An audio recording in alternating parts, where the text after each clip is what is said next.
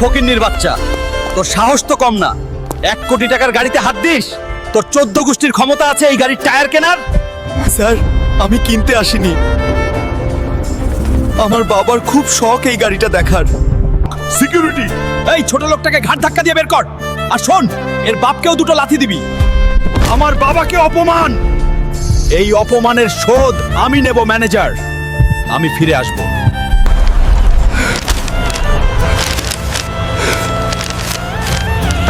তুপুরি জঙ্গল থেকে যে নীলমণি আনতে পারবে তাকে 20 কোটি টাকা পুরস্কার দেওয়া হবে। 20 কোটি টাকা? এই টাকা দিয়ে আমি ওই শোরুমটাই কিনে নেব। কিন্তু ওই জঙ্গলে তো আজ পর্যন্ত কেউ ফিরে আসেনি।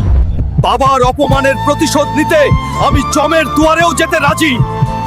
এই জঙ্গলের ভিতরে হাঁটতেই তো ভয় করতেছে, না জানি সামনে কোনো বিপদ আছে।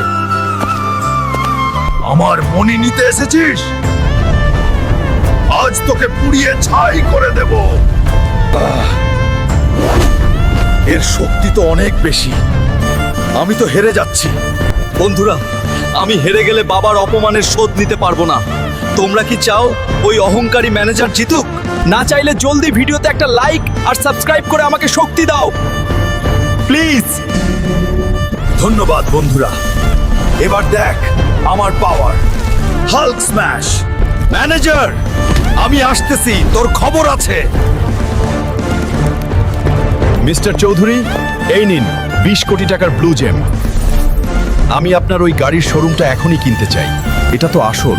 ঠিক আছে হাল্ক সাহেব, ডিল পাকা। আজ থেকে ওই শোরুমের মালিক আপনি। চলুন, আমি নিজে গিয়ে আপনাকে চেয়ারে বসিয়ে দিয়ে আসবো।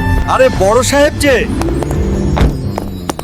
স্যার, আসুন আসুন, আমাদের ধন্য করলেন। চুপ কর, আমি একা আসিনি। আমার সাথে এই শোরুমের নতুন মালিক এসেছে, উনাকে সালাম কর। তুই, ওই ভিখারি, তুই আবার এখানে এসেছিস? বড় সাহেবের গাড়িতে ওঠার সাহস পেলি কি করে? সিকিউরিটি, কার সাথে কথা বলছিস জানিস? ইনিই হাল্ক সাহেব। আজ থেকে এই শোরুমের মালিক আমি না, ইনি। কি রে ম্যানেজার, 1 কোটি টাকার গাড়ি কেনার ক্ষমতা নেই বলেছিলি না? এখন তো পুরো শোরুমটাই কিনে নিলাম। স্যার, আমাকে মাফ করে দিন। আমার ছোট ছোট বাচ্চা আছে স্যার, আমার চাকরিটা খাবেন না। ঠিক আছে, তোর চাকরি থাকবে, তবে ম্যানেজার হিসেবে না। এই নে ব্রাশ। আজ থেকে তুই এই শোরুমের বাথরুম পরিষ্কার করবি।